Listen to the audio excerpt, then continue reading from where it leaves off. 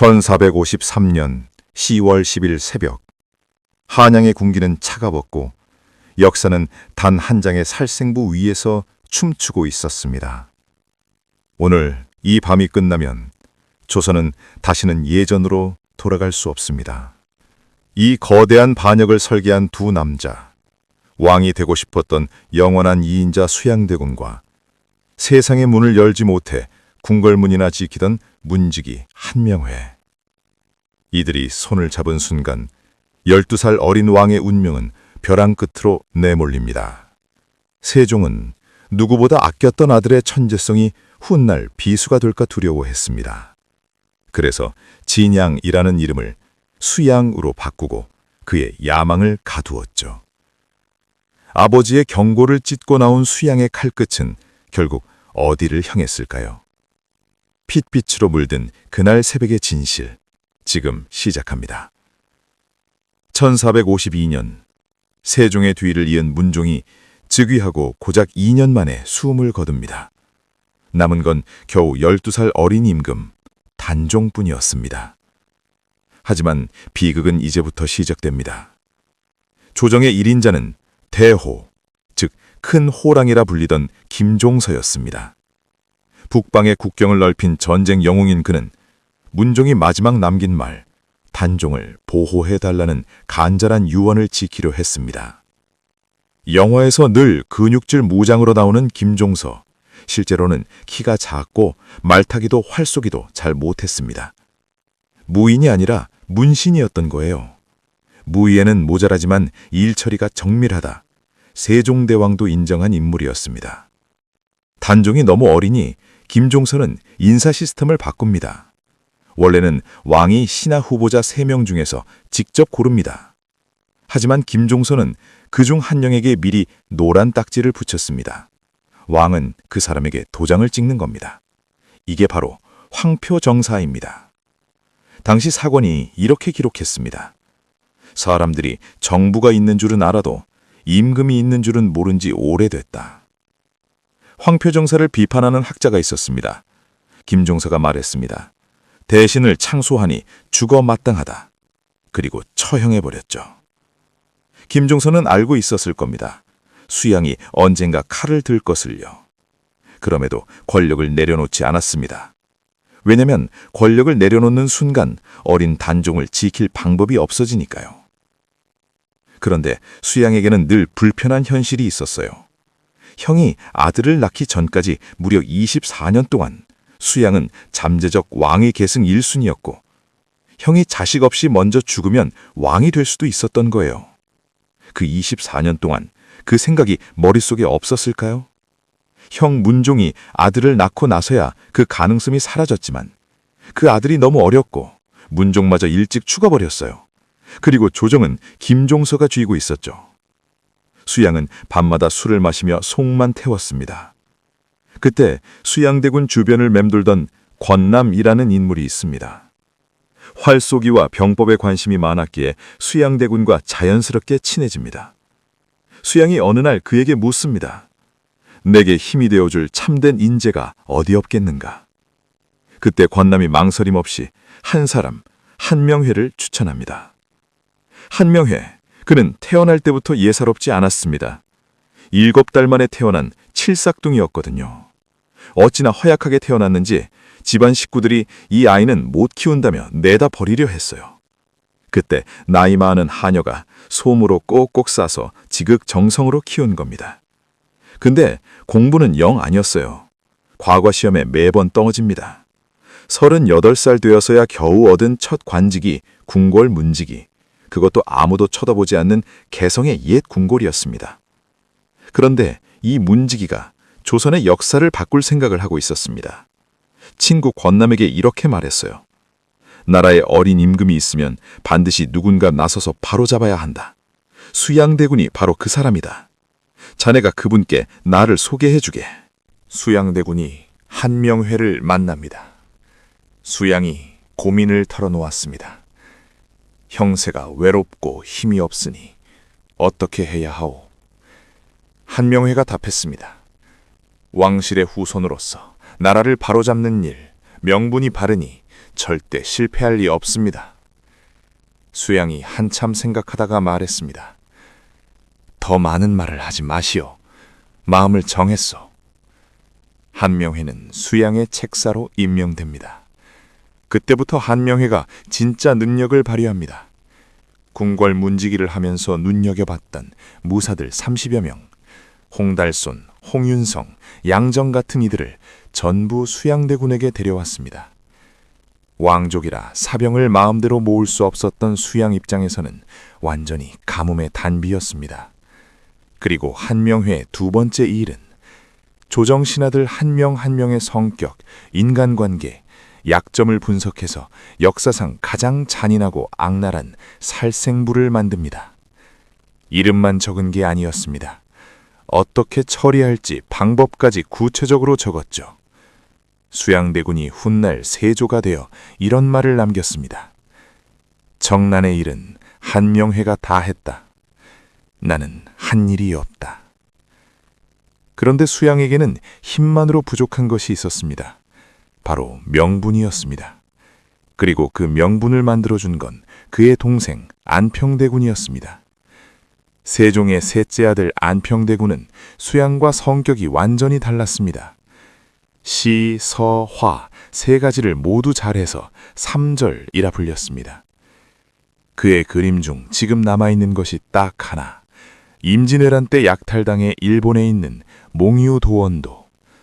예술가로 살고 싶었지만 형과 동생 사이에 끼어서 사라진 비운의 인물입니다.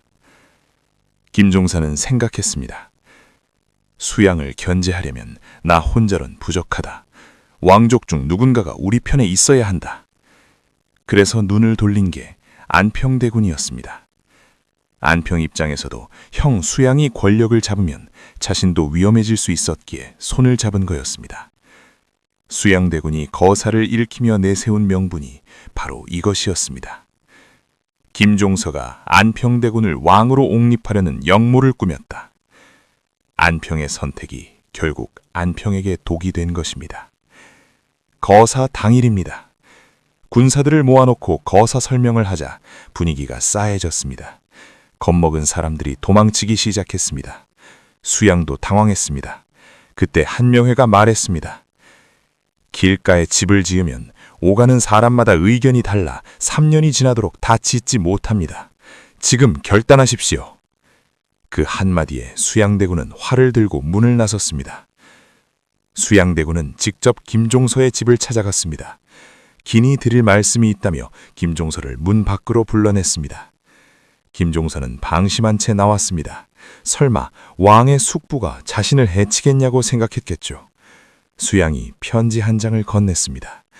김종서가 고개 숙여 편지를 읽으려는 찰나 수양의 뒤에 서 있던 무사가 거대한 철퇴를 휘둘렀습니다. 그런데 김종서가 철퇴를 맞고도 죽지 않았던 겁니다. 아들 김승규가 순간적으로 아버지를 몸으로 감쌌던 것입니다. 소양의 일당은 아들을 베어버렸고 김종서도 죽은 줄 알고 자리를 떴습니다. 그런데 정신을 차린 김종서가 제일 먼저 한 일은 여장을 하고 가마를 타고 궁궐로 가는 것이었습니다.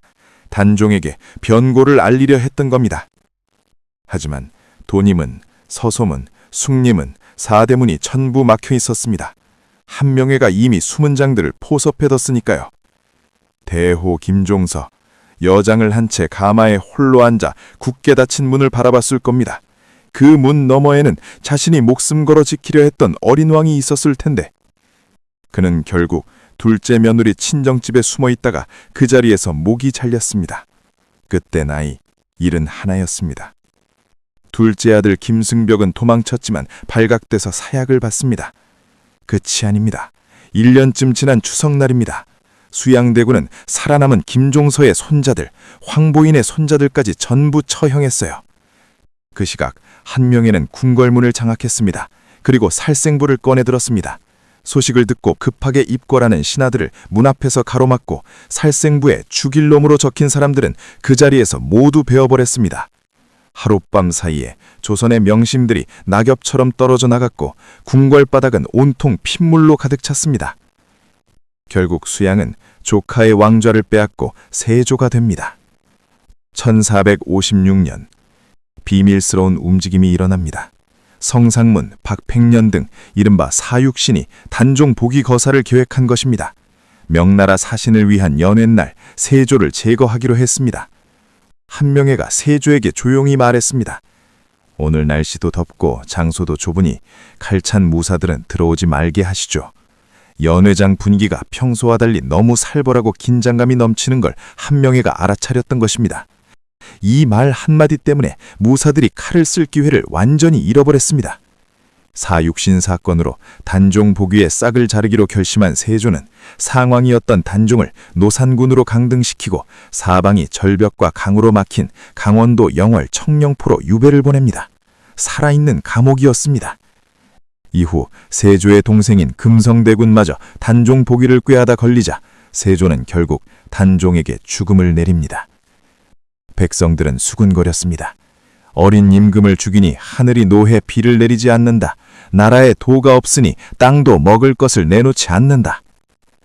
기괴한 소문이 돌았습니다. 단종의 어머니 현덕황후가 세조의 꿈에 나타나 말했다고. 내 아들을 죽였으니 네 몸도 온전치 못할 것이다. 실제로 세조는 평생 지독한 피부병에 시달리며 온몸을 긁어댔습니다. 백성들은 이를 보며 죽은 자의 저주가 산 왕을 갉아먹고 있다며 은밀한 쾌감과 공포를 동시에 느꼈습니다. 그리고 세조의 눈에 넣어도 안 아플 손주 인성대군이 3살이 되던 해에 원인 모를 종기와 피고름에 시달리기 시작했습니다. 온갖 정성에도 불구하고 인성대군은 고작 3살의 나이로 숨을 거뒀습니다. 세조가 단종을 죽인 지 불과 몇 년 지나지 않아 벌어진 일이었습니다. 세조는 통곡하며 무너졌습니다. 백성들은 말했습니다. 현덕황후가 세조의 대를 끊으려 손주를 데려갔다. 세조는 이때부터 극심한 죄책감과 공포에 시달리게 됩니다. 문득 세종대왕 묘자리 땅을 보러 갔던 날 점사가 한 말이 생각났습니다. 절사, 손장자. 절사는 후사가 끊긴다. 손장자는 맏아들을 잇는다. 세종의 묘자리를 보고 점사가 한 말이었습니다. 하지만 아버지 패조 곁에 묻히고 싶었던 세종은 그 자리에 묻히게 됩니다. 세종의 후대 적장자는 문종, 세조의 장남인 의경세자, 세조 아들 예종의 장남 인성대군, 결국 모두 일찍 사망합니다. 불안은 눈덩이처럼 커지고 당장 그 불안을 끊어내려 합니다. 세종의 묘자리를 이장하라. 하지만 신하들의 반대로 명분이 없으니 결국 포기합니다. 세조는 나날이 쇠약해집니다. 온갖 병으로 고생합니다. 죽음이 다가온 걸 느낀 걸까요? 극심한 죄책감에 시달리던 세조가 어느 날 공신들에게 힘없이 고백합니다. 내가 차례를 어기고 외람댁의 비기를 이어받았으나 재주가 없고 덕이 없어 이제 다시 생각하니 부끄럽기 그지없다다. 그 후 예종에게 왕위를 물려준 다음 날 세조는 눈을 감습니다.